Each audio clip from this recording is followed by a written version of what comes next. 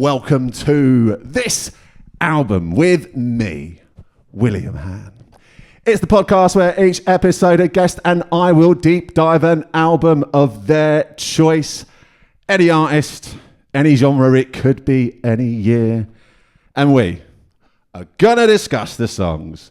We're gonna discuss the shows. We are gonna discuss the artwork. But what I really want to know is where my guest first heard the album of choice and the emotional attachment that they have to the record.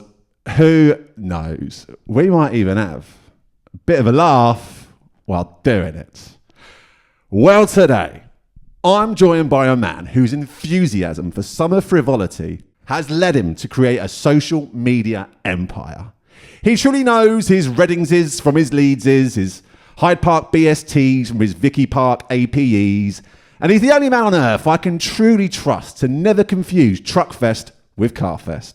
Clue for the listeners, one is headlined by the Wombats and the other is proudly sponsored by BP this year.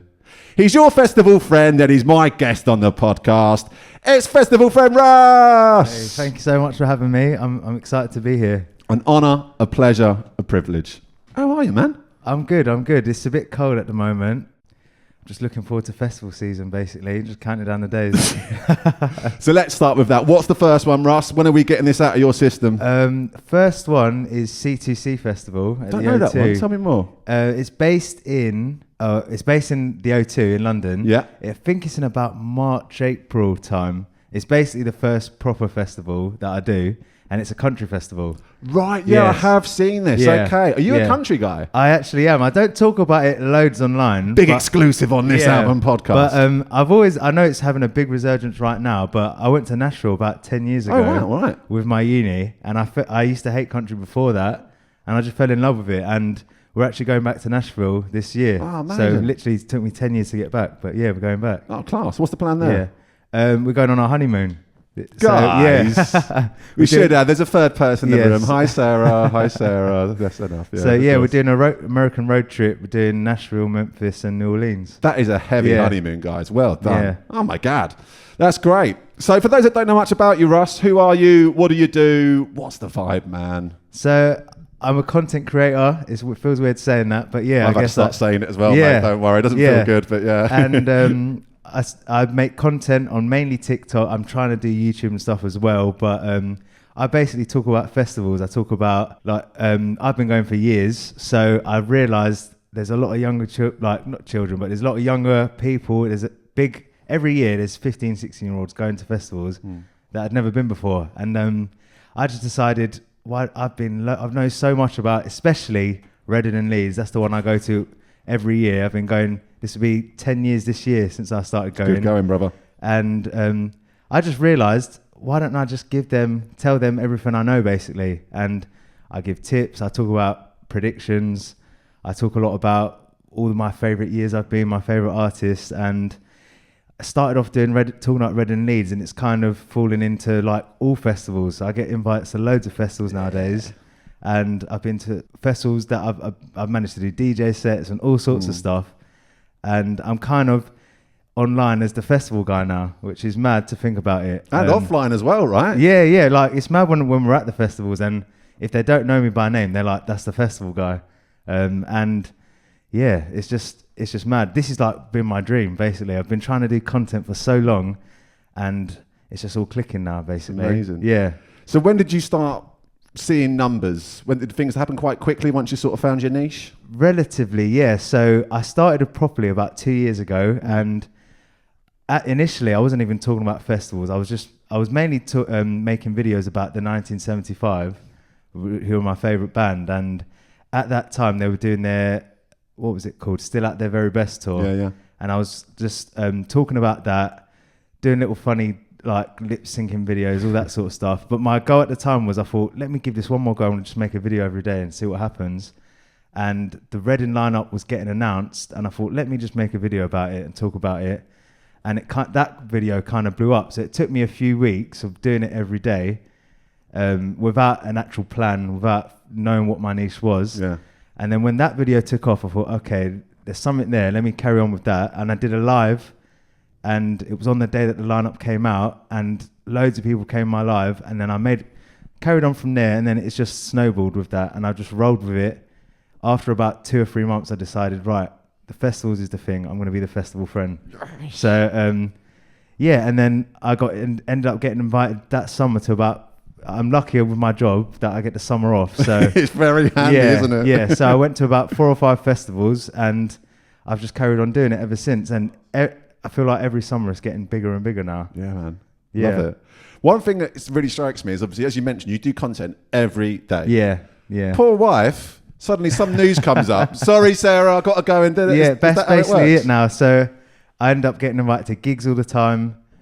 I get invited to all sorts of events. Like, it's crazy. Central London hotels. Yeah. And I don't live too far from London, so it's not too bad. Yeah, next week I'm going to see West Side Cowboy in they're great. Scala. I've not seen it. I've heard so many good things. Their new EP is phenomenal. Yeah. I managed to miss them 3 times last year. There's 3 festivals they were at, and every time it was like a super clash. Yeah. So it's just killer. So I'm looking forward to your review. Yeah, I'm looking forward. I've not heard anything yet. Have you not? Okay. I've not listened to it yet, any of their stuff. But I keep everyone keeps telling me to listen to them. So I'll give them a bit of a listen before, and then see them live, and then I'll be making content on it. So you'll be able to see. Great, the baptism of fire, going in fresh. Yeah. Love that for you. So you mentioned a bit there about how the in-person thing as well. You do like meetups and stuff at festivals, right? So tell me a bit about that. Yeah. So what I did was, before Reading, I've always wanted, I want to get bigger and bigger kind of thing, and I want it to grow. One day I want it to be my full-time job. So I'm always thinking about how I can improve, how I can grow in order to quit my job. So it got close to summer, and I thought I need to think of a series, something that people are going to know me by. And I thought it's got to be something to do with Reading. It's got to be something to do with festivals. And I thought of the idea of Reading 101. My background as a teacher came into my thought process there. And at the time, another content creator, the year before, I noticed someone did 30 tips before Reading in the 30 days. And I thought, how can I top that? And I thought, I'll do 100, and I thought it needs to have a ring to it. So I thought 101, that has a ring to it. And so I did 101 days before the festival. I did a tip every day. The longest thing was trying to think of the tips. It was crazy, but you've done well there, brother. You've done really well. How useless were some of them? You know what? Some of them. The initial list I made, it was I was thinking of just random ideas, but then when I got into it, people were asking stuff, which just helped. Oh, that helps. Yeah, great. Yeah. So a lot of it was replying to questions and things like that. So by the end of it, it was easy. It was easy for me. And by the end of that series, I went from 3,000 followers to 10,000 followers just in that 101 days. So I must have been an early follower of yours then, because I was definitely following you before you were doing the 101 thing. Yeah. I was aware of all that happening, and I thought, best of luck, Russ. Watching from a distance, So, I must have been one of the early ones. Yeah. Badge of honour there, I love that. Yeah, and because of that series, at that Reading Festival, it was my first proper experience of wow, this TikTok stuff is crazy. I was just walking in at the station, at Reading Station. Someone was shouting my name. I was like, what the heck? Someone knows who I am. And then when we got in the campsite, it got to a point, my mates were like, just go, we're going to film this. Russ, just go and walk for a bit, and we'll see how long it takes for someone to stop you. That's class. And it was straight away. I'm good friends with Fat Franks, who are the main camping shop at Reading. And they let me do a meet-up at their shop. And it was crazy. It was meant to be 7 p.m. I got there at 1:45, and they told me, Russ, you got to go out. There was so many people there. It was crazy. And the security had to shut it down. It was it was that mad.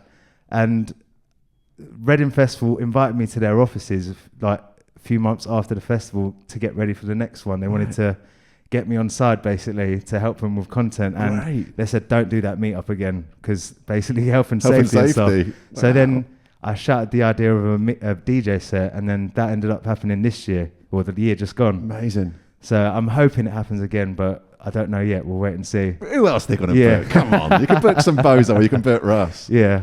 So are your mates really getting the benefits of your content creating here? It sounds like Mr. Guest List over here. Yeah. So I get loads of +1s for gigs, and Sarah comes to quite a lot of the festivals with me.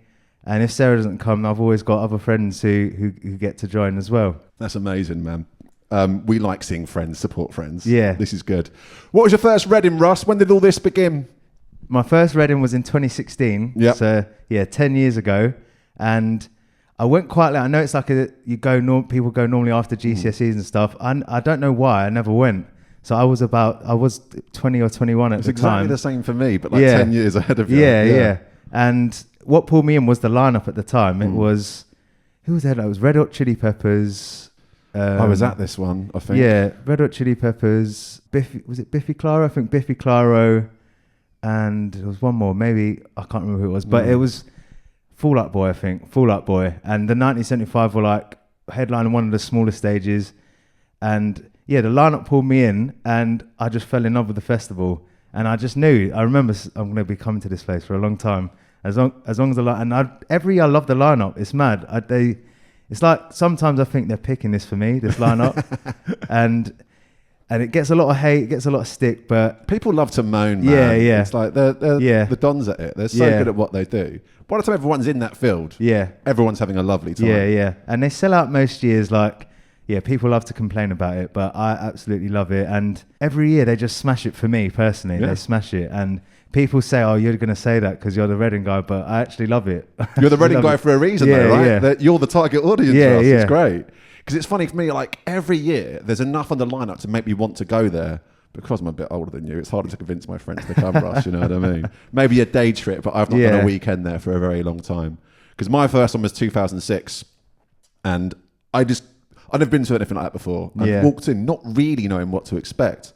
I've never felt like an excitement like it. I just felt invincible. Yeah. And just, oh my God. It's like another world when you're there. It's like really you shut is. off from the outside world. You're just there with your mates, listening to some of your favourite artists. I love it. Pure escape, pure hedonism. Yeah. Okay. So what is the best festival in the world then, Russ?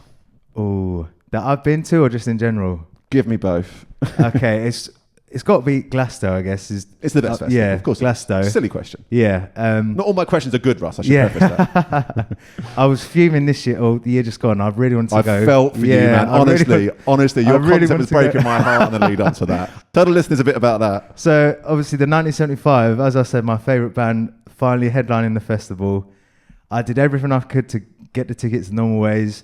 There was even I think I almost got scammed at one point. Really? Yeah, because of the followers and stuff. Someone messaged me and said, "Yeah, I can get tickets," and he sent me these screenshots, and I was so close to giving my bank details. This is how desperate I was to go, and I didn't do it. But I don't know if it was going to be a scam or not. But yeah, I didn't lose any money basically. So it was probably better I didn't do it. And they do the thing with the chocolate bars. I was buying loads of those. I was going to any Oxfam charity shop and buying them out because I really wanted this golden ticket. Oh, mate. I tried, and in the end we ended up watching it at home. But I'm sure I'm going to see him again. I just wanted to see him at Glasgow, man. Well, look, for what it's worth, Russ, I don't know if you need to hear this. I was there. I watched the 1975. I had a lovely time, Russ. I really did. And you're right, it is the best festival in the world. And there are ways to get in that are illegitimate. I've got every year there's mates of mine that do it the dodgy way. Yeah. I've not got the bottle for it. Yeah. I just do not have the bottle to get in the back of someone's van. Yeah. Or some dodgy guy giving you wristbands outside. And I just haven't got the guts for it, man. Yeah, I'd be worried about making that journey down there and losing the money as well. This is in case it doesn't work out. Not for me, man. Yeah. But do you, when you can't get a ticket to Glastonbury, do you still enjoy watching the coverage at home? Yeah, 100%. I always watch the coverage every year. I've never been because I can just never get tickets. But when it's Glastonbury weekend, I'm at home watching it live on BBC. Good. Me too. I've only missed a couple since I started going. I've missed, first one in 2008. I've missed 3 since I started going. And every year I've not been there. I'm so excited to watch it all on the telly. I get why some people want to just can't look at it. They sort of get the FOMOs too much. Enjoy it, man. Yeah. The BBC have put on this great coverage for us. It's a beautiful thing. So, Russ, when I invited you on, I was very much looking forward to talking 1975 with you, but you've not chosen a 1975 today. So before we get into the album of choice, when did the 1975 enter your orbit and how important are they to you? I started listening to them just before their first album when they had one of their EPs out, and I would have been about 17 or 18 at the time. And I just fell in love with their music straight away. I know a lot of people hate him. I just really like Matty Healy. I just think he's such a cool guy. I want to be him, basically. Sure. And I've just followed them ever since then. They weren't my favourite band at the time, but as time's gone on, they've become my favourite band. Yeah. I think by the time the second album came out, I was fully sold on it. That they were like my top band, and I love how they've evolved throughout the years. And it's just it brings me back to when I first started listening to them. Whenever I listen to them, I had a friend who passed away, and we both got into them at the same time, and it's just always like it makes me think back to those times, I guess, when I listen to him. Yeah. And as I said, I just love Matty Healy. I know a lot of people love to hate him, but I think he's just one of the coolest people on the planet. I'm with you, brother. Yes. Don't worry. I'm with you. I'm on your side. But it's funny because I had a similar epiphany. It was on the second album. I sort of got into them a bit, but I sort of thought like, they're not my band. They're not for me. They're like different generations band. I was sort of watching from a distance. And when they played Glastonbury 2016, when they've done the other stage, didn't they, the second album, and I was just like at home going to my wife, like, this is me. Yeah. I am so into this. Yeah. And I'd sort of stopped it being a dirty secret from that day onwards. Yeah. It was like, nah, fuck it. I'm a 1975 member. I don't care who knows. And haven't looked back since. Yeah, amazing. What a band. All right, then. So we're not discussing the 1975 today, Russ. We are discussing someone else. Who are we deep diving today, brother? Plan B. He's not someone because he's not released a lot for a long time, but he used to be a big favourite of mine, and I thought everyone's going to expect the 1975 from me. So let's throw a curveball. Let's throw a curveball. Talk about something that I haven't really spoken about a lot. Here we go. Another exclusive on this album podcast. So, Plan B is an English rapper, singer, songwriter, actor, and filmmaker who first emerged in 2006 with the immortal opening lyric, "I'll stab you in the fucking eye, yo," with a biro, the same fucking biro that you use to sign your gyro. It's so sick, so sick. But today we are discussing his second studio album, 2010's The Defamation of Strickland Banks, a concept album that was told from the perspective of the fictional character, Strickland Banks. It marks one of the biggest U-turns in musical history, and it saw Plan B, or Ben, as he's known to his mother, step away from the bar spitting and reinvent himself with a sonic palette of soul and R&B influences on album 2. The album was an undeniable smash and saw Ben, brackets, or Plan B, if you're not his mother, win Best Male in 2011's Brit Awards, reach number 1 in the UK album charts, and take on the biggest festival stages across the world. What an album, brother. Amazing. What an album. I think it's one that doesn't get talked about enough. I think that's fair. Yeah. It was monumentally unavoidable at the time. Yeah. And then it just stops being unavoidable. So what's made you want to champion this album today? I think, just like I said, it is one of my... If anyone ever asks me what are your all-time favourite albums, it's one of them. And I just don't think people are talking about it enough. It is, like you said, at the time, you couldn't get away from Plan B. He was everywhere. And the second album was... the third album, sorry, was... I'd say not at that same level, but he was still everywhere. And yeah, I think because he's not in the limelight like he is before, people have just forgotten about it, basically. I think that's fair. Yeah. I think that's fair, but not on our watch. We're changing history. So when did you first discover Plan B? Was it on the first album? Was it on the Strickland Banks? No, it would have been... I remember this. I was at a family member's house, and I used to listen to like the chart show on a Sunday, and the first single off the album it came into number 10, and it was Stay Too Long, and it was like a sort of rocky tune with him rapping over it, and that was mind-blowing for me at the time, because I grew up in East London. There was a lot of grime and all of that going on at the time, so I was, just because my friends were listening to all of it, I was getting into all of it, but I also was in bands and stuff at the same time. Oh, great. So hearing like this sort of heavy rock song with someone like spitting bars over it, it blew my mind. You can do that? Yeah, it blew my mind. And because I hadn't even delved into things like Rage Against the Machine yet at that time. The only thing like that I knew was Linkin Park. Right. So to hear like a British person doing it, it was wild. And then I started digging into Plan B. And then the album came out not long after that.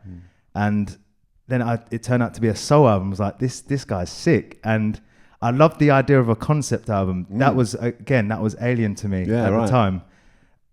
Creating a whole story and a character. Whole world around it. Yeah.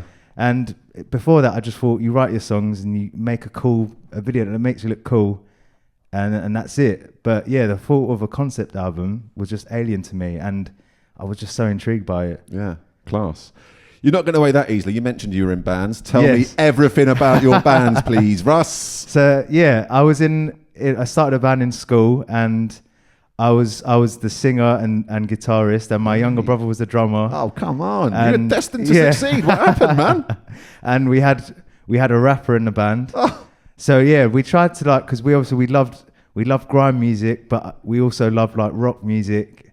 So we tried to combine the two, and I don't know why that's never really taken off before. There's been artists who've done a few songs here and there, but still to this day, there hasn't been anyone who's really... Well, Linkin Park gave it a good go. Yeah, I mean, like in England. Right, yeah. Trying Like, to think of an example. I'm struggling, Russ. Yeah. I've sensed a gap in the market. You're thinking what I'm thinking. Get the band back together. I saw this back in 2009. It's still no one still filled that gap. But and my dad, because my dad was a musician, and he used to play gigs and stuff. So he used to get us playing gigs with him. And I've just thought that was always my dream. I did songwriting at uni. Amazing. And my dream was to be a songwriter or a musician. And when I left uni, I gave it one more shot. I was working part-time. By that time, I was just doing it solo as an acoustic singer-songwriter. And then I ended up just stopping. I still play every now and then, just for fun at home. And I just wasn't doing anything for a while. I was going to gigs, going to festivals. And then I feel like doing the content now is like my creative outlet, and I get to go. I feel like I'm in the music industry now. I'm getting loads of access that I would have dreamed of. A teenage Russ would have it would have been his dream to play on the Reading Festival stage, and I've done it now through this content. Honestly, so it's mad. It's similar for me, man. I was in bands and stuff as well, and now after failing, start a podcast. Now I'm the same thing. I'm in the industry. I'm interviewing the people I idolise and look up to. You've got to find alternative routes, right? Yeah. Dare I say it, Russ? There's plan A. There's plan B. Am I right?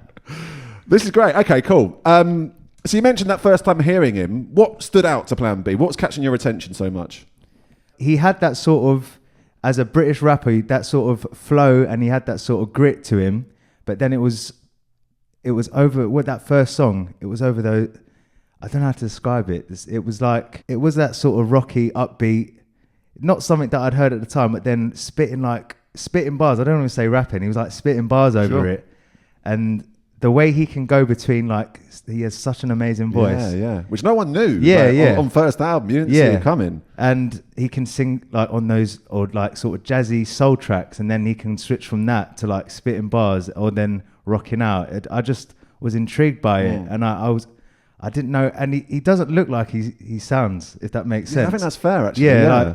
When I heard him, and then I saw the photo of him, I was like, how does that voice come out of that guy? It was crazy. So you mentioned that then. Tell me a bit about the imagery and the fashion of Plan B and how important that is to you. Yeah, so at that time, he was wearing a lot of suits and stuff. Yes, he was. I remember going down a rabbit hole, and I remember for that era, he got all of his suits tailored by Savile Row and stuff, because I think that was part of the character that he was playing. Yeah, right.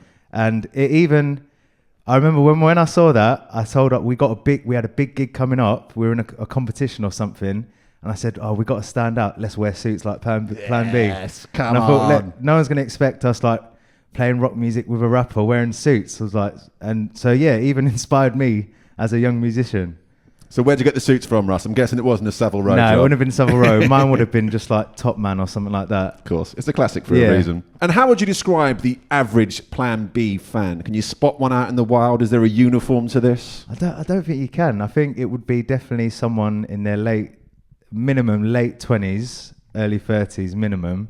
I don't know, because at the time he was sort of in the mainstream, very pop, so a lot of people would probably know who he is. I don't think you can pin down what just the average fan is, especially because it's mass appeal, right? Yeah. It's real mass appeal and crossover. I think, I saw, saying that, when did I see him? He came back in 2019 for an album, and I remember watching him at, it was called Rise Festival, the one that replaced V for 1 year. Oh, right, I remember this, yeah. And I remember we went to see him, and all my mates were shocked that I knew the lyrics to every single song. They were like, Ross, where's this come from? I was like, I used to love this guy. I was telling them. But no, I think just a lot of people. I think minimum early 30s, but I think anyone around that age would know who he is and probably like his music. Yeah, for sure. It's funny you mentioned that comeback, and I remember like being on WhatsApp one day. Mate sent me a photo and gone, guess who that is? Yeah, and he looked so different. And he was wearing like one glove. Yeah, and he had like paint on his face. Is that what it was? Yeah. That's plan B. That's what he's done next. Yeah. Was that era any good? I never listened to it. To be honest, I can't even remember what that album was called. Yeah. And I don't think he's released anything since then. Not that I can remember. I might be wrong. No, I'm not aware of anything after. He's done a lot of TV work and movies and stuff like that. So he's kept busy. Yeah. He's all right. Yeah. And that's a big album, so he's been paid. He's been paid. I'll tell you what, this is a good question. I like this question, Russ. What would be the perfect setting to listen to this album in? Paint a picture. Where are we? Who are we with? I think a cool place would be maybe in Hackney. Hackney's very cool. On the canal. If it was possible, having a record player, listening to obviously on vinyl, if you could get that somehow. You got it on vinyl? Yeah, we got it. It came out on the anniversary. Yeah, we managed to get it. That's his last Instagram post, actually. On his Instagram, it was like years back, but it was the reissue of... Yeah, it was the reissue. Now, the other day, I was going through our record collection. I put it all onto Discogs, and that's our most valuable one. Is it? Yeah. Give us a number. How big was it? Do you know? The medium price, like, because they do an average, don't they? Yeah. It's about 120 quid for that. All right, isn't it? Yeah. It's all right. Yeah. And you let it go for 120 quid though, Russ? No, that's not going anywhere. That's not going anywhere. Sorry, record heads. So I think somewhere cool. It's got to be in East London because he's from East London as well. Just chilling, I guess. Chilling by the canal, Guinness in hand. If possible, listen to it on vinyl. Yeah. Sounds pretty good to me. Yeah. I'm sold. I was thinking actually, when you mentioned about Hackney, I'm sure the video for Always Stay Too Long is in Soho or Hackney. I can't remember. Oh, I'm not sure. It's a really cool video though, isn't it? It's it makes me want to get up some mischief. Yeah. Dance. Yeah. So how do you feel when you put this on? What emotions does it stir in you, Russ? It obviously brings me back to when I was younger, a time when I was younger, when I was getting into music and playing. But also, especially that Stay Too Long song, it sort of pumps me up. It's one I can listen to in the gym. Yeah, absolutely. Gets me excited. But then he's got such a range. Like there's some of the songs, they're so soulful. I'd have to be. They make me feel chill. They make me feel calm. I can listen to them going to bed. And then there's some where again he's spitting bars, and I don't know, it could like fill me up with rage or whatever. He's got one song, I think he did one called, it wasn't on this album, but First Past the Post. It was to do with like Boris Johnson or something. I know that one. Yeah, he's just got the range, man. That's what I like about him. He's got the range. I'm just in awe of him, to be honest. Oh, I love this. Yeah. Is his best song on this album? Oh, his best? Yeah, I think so. I think so, yeah. I think you're wrong. Oh, I think I'm a Chasing Status is far better. Oh, yeah, how could I forget that one? I remember when I used to feel something. Yes, how can I know? How can I forget that one? They don't make them like that anymore, Russ. Yeah. No, you are... Am I right? Yeah, you're right. I'm right. I've done it. Yeah. Success. How could I forget that one? How often, Russ, do you revisit this album, and how well do you think it's stood the test of time? I listen to it all the time, to be honest, on Apple Music, because I'm one of those guys, I'll just shuffle all my songs. Sure. So I don't really listen to like curated playlists or anything. I sometimes make playlists for like parties and stuff like that, but I'll just shuffle all my songs. And so it will come up all the time. One of the songs will come up. And so, I'll be listening to it all the time. I definitely think it stood the test of time. Like the production on it is still amazing. Yeah, definitely. It still sounds just as good as I first heard it. I think that's a deliberate thing. It's going for a timeless 60s production. 60s stuff still sounds pretty good. Yeah. So it's a very deliberate ploy, that, as opposed to making it sound 2010. Yeah. You mentioned playlists, and you mentioned record collections. Are you an album format guy, Russ? Yeah. When an album comes out, I'll always listen to it in the way it's intended, start to finish. And then I'll normally give it one or two listens before I make a judgment on any album. And then I'll always have my favourites, and then I normally, I'm an album guy in the sense of I've always listened to it first, start to finish, but then normally you pick the favourites, stick them in the playlist, and listen to them like that. But there's some albums, like, to be honest, I could listen to any of the 1975 albums start to finish. But this album, because it's a concept album, I think you have to listen to it. Yeah. There's reward, isn't there? You put the time in, there's reward. There obviously are the singles, like She Said was a popular one. Well, this is the thing. I was surprised by how many singles there were, right? Yeah. Because I listened to it for the first time in over a decade the other day when I knew he was doing this. There's like 5 singles on this. Yeah. And I think the one that surprised me, I hadn't heard for ages, was The Recluse. Yeah, that was one of my favourites on the album. Yeah. Heavy. Big hooks, big chorus. It's like, oh, fuck, I forgot about that one. So let's have a look. You got Stay Too Long, She Said, I think it was The Recluse, Prayin, and there must have been another one as well. Yeah. Man was everywhere. Yeah. Man was everywhere. So on that, I'm going to ask a horrible question, Russ, if you don't mind. What's the worst bit of the album, Russ? When it finishes. I've got to say when it finishes. It's the politician's answer. The man loves this album. All right, then. What's the best bit of the album, Russ? Does that have to be the best song? Yeah. Best bit of the album. If I'm thinking about the music videos as well. I love the Prayin music video. Yeah. What's the Prayin music? I can't remember that one as well. It's like he's in prison and... it's all part of the story. Yeah, he's in prison and... So someone's like starting on him, and then he's going to get into a fight and kill someone, but then someone who's got who's life in prison helps him out basically.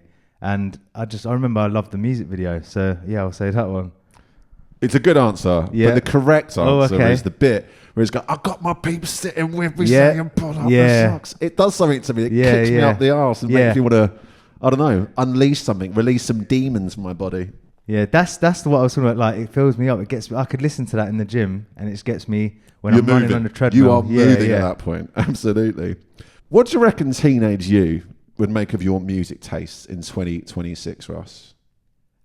I think he'd be pleased. I think it's not changed a lot, to be honest. I still listen to the same types of stuff. It's just a lot bigger now. So I still listen to. I like so much music. I listen to everything. I like pop music. I like, as we said, country. I listen to hip hop and rap, UK rap, heavy metal. I literally like so much, and I've always been like that. Well, this is why you always like the lineup at Reading. You like every single genre of music. Exactly. Oh, turns out, I'm going to enjoy myself at Reading. Yeah, like the headliners this year. I love every single one of them. It's really strong this year, isn't it? Oh my god! So that's why for me, like it's easy for them. Any lineups, it's easy for me to like any lineup, to be honest, because I like so much. There's always something I can find. There's always joy to be had. Yeah. What a way to live your life, Russ. Yeah. You mentioned your dad's a music guy as well. What does he make of your music taste? He passed away, sadly. I'm sorry to hear that. He didn't have as wide a music taste as classic me. Dad, yeah. He was into his old school heavy metal. He loved bands like Guns N' Roses. His favourite band was The Who. So he grew up in like the 60s and 70s. He hated the Beatles. So really? Yeah, he hated the Beatles. Wow. So I love the Beatles, but only because I've sort of taught myself to like them and listen to them. Because my dad, he loved Keith Moon and The Who. That was his thing. They were like too much like a boy band for him. And so he's always drilled that into me about rock music and heavy metal and all of that. And yeah, so that was all he loved. So I remember I bought a DJ Khaled album when I was about 14 and I put it on in the car, and he was like, what is this rubbish you're listening to? And he was like, I'm sure he said he was disappointed in me or something like that. Oh, bless you. But I think because where I've grown up around all different people, I've just soaked up all the different types of music from all the different people I meet and stuff. That's amazing. Well, thanks for sharing that, Russ. Shout out to dads, man. Have you ever cried listening to this album? The Plan B album? I don't think I have, to be honest. I know I love it. I don't think I've cried. I've not cried to many albums, but no, not to this one. You can say no. Don't worry. That's all right, Russ. You're a stoic man, and that's okay. Is there anything about the album we've not covered that you'd like to mention? Any moments, memories, feelings you'd like to share, Russ? I just think it's such an underrated album. I know it was definitely rated at the time, but for me, it's one of the best albums to come out of the UK for a long time, and it needs its dues, man. People need to realise how good this was. When was it? 2010. Maybe in 2030, when it's 20 years. There you go. People might realise and give it its dues. Well, that's a really good segue, Russ, because I've got one last thing for us. Yes.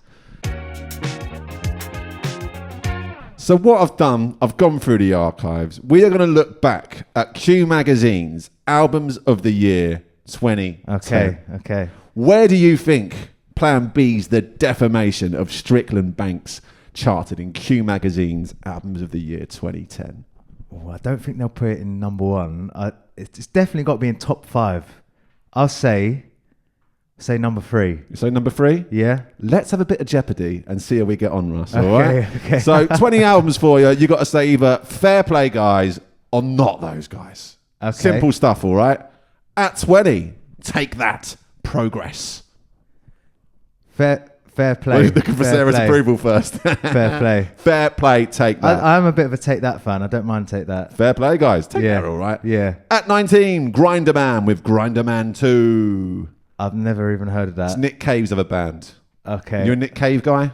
Not really, to be honest. Right? Yeah. People would assume I'm a Nick Cave guy. Yeah. Not a Nick Cave guy. Not those guys? Not those guys. Not those guys. At 18, it's Manic Street Preachers with Postcards from a Young Man. That's a really bad album title, isn't it? My God. I don't really listen to Manic Street Preachers. I'll say Not those guys. Not those guys. At 17, John Legend and the Roots with Wake Up. I'll say not those guys. Not those guys. Not those going guys. too well so far. But Yeah. I got a feeling, Russ. I got a feeling you're going to like number 16. It's Foals with Total Life Forever. Yes. Fair play, guys. Fair play, What a guys. band. All day long. We're pro Foals over here. Yeah. At 15, you know Yaysayer got an album called Odd Blood. No, not those guys. Not those guys. Not those guys. At 14, Hot Chip, One Life Stand. Yeah, I'll say fair play. Obviously, fair Hot play, Chip are guys. class. Absolutely. 13, Beach House, Teen Dream. Not those guys. I Not don't think I've those heard of guys. those. We're anti-Beach House over here. At 12, Gil Scott Heron with I'm New Here. Not those guys. Not those guys. A lot of these I've not heard of. This breaks my heart. Let's see if we know the next one. At 11, it's the Black Keys with Brothers. Fair play. Fair play, guys. I think what is, you know them, and now you're going, Yeah. fuck it, I'll just say it. I'm sitting through it, Russ. And you know what? Fair play. Yeah. At 10, I think you'll know these guys. MGMT with Congratulations. Fair play, guys. All day long. At 9, the Modfather, Paul Weller, Wake Up the Nation. Would that have been like later on? I don't know. Well, it's 2010. Yeah. And I remember, the only thing I remember about this album, there's the single on it. There's a really bad lyric about get your face off the Facebook.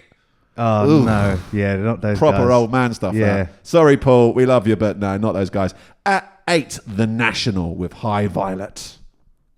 I don't think I know this one. This is looking really bad for me. Sorry, Russ. I've damaged your credibility here no. massively. I'm so sorry. Right, not those guys. For the record, The National, like, they're a huge band. And as in the case of another band, people assume that I would love them. Yeah. I don't really like The National. Okay. I don't really like The National. At 7, you know these guys. Gorillaz with Yes. Plastic Beach. Yes. Yes. Fair yes, play, guys. Fair play, guys. At 5, John Grant, Queen of Denmark. Not those guys. All day long. So then we get into the top 5. Okay. All right. So what do we reckon? Is it definitely in it? Okay. All right. We'll see. At 5, Okay. Vampire Weekend with Contra. Fair play, guys. All day long. At 4, Laura Marling, I Speak Because I Can. Fair play, guys. Big time. Yeah. At number 3. Okay. At number 3, Russ Festival Friend, if that is your real name. It's Plan B Yes. with the Defamation of Yes. Strickland Banks. He knew about 30% of the albums released in 2010. But boy, oh boy, did he know where Plan B charted. I'll take that as my redemption there. Do you know what? That's the second time in 3 weeks the guest has predicted the right chart place. Okay. So well done, Russ. That is heavy. Fair play, guys, or not those guys? Fair play, guys. Got to be. At 2, Robert Plant's Band of Joy. He's Led Zeppelin. no. You a Led Zeppelin guy? My dad would be screwing. That's the but first thing I thought when I saw that. But I'll say not those Not guys. those guys. I'm not a Zeppelin or Plant guy, so fuck that guy, actually. At number 1, the best album of 2010, according to Q Magazine, is Arcade Fire with The Suburbs. What are we saying, Russ? I'll say fair play, guys. We're saying Yeah. fair play, guys. You heard it here Yeah. first. Russ, this has been a right laugh, man. Yeah, I've enjoyed this. You man. enjoyed this? I've enjoyed, yeah. The reviews are in. That's amazing.